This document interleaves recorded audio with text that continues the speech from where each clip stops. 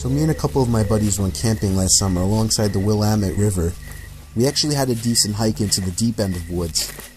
We did some night fishing, listening to music, and basically drank to the point where everything was funny later in the night.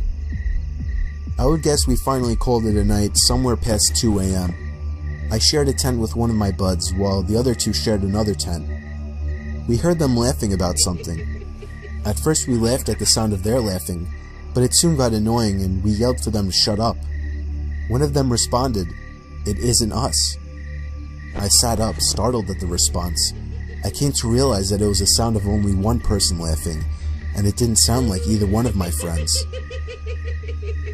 Even in my drunk state, I realized how odd it was for somebody to be out this far in the woods so late at night. The laughing gradually got closer and louder to our campout. My friend shot up and looked at me with a worried look on his face. I heard my other friends scream over to us that they were getting freaked out.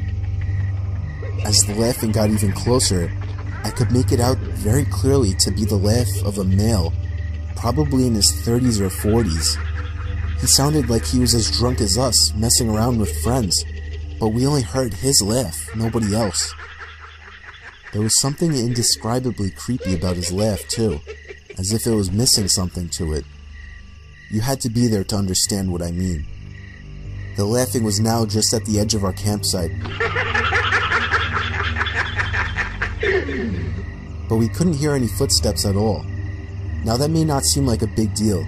It was impossible to move through that without making noise. And finally, all of a sudden, the laughing stopped completely. We had no idea where whoever that was standing, as he hadn't made a single stepping sound. We sat there in silence looking at each other. My friend was clearly freaking out, but he was keeping it together the best he could. Finally, something broke the silence. The sound of something rubbing against the cottony fabric of the tent. We saw the outline of a hand through the moonlight, pressing on the tent. We both screamed at the top of our lungs before getting out of the tent. We ran as fast as we could through the woods, our other friends following us. After about 5 minutes of running, we somehow found our car. I actually puked from running so much before taking the wheel. I don't condone drinking and driving, but I still believe we were just in this situation.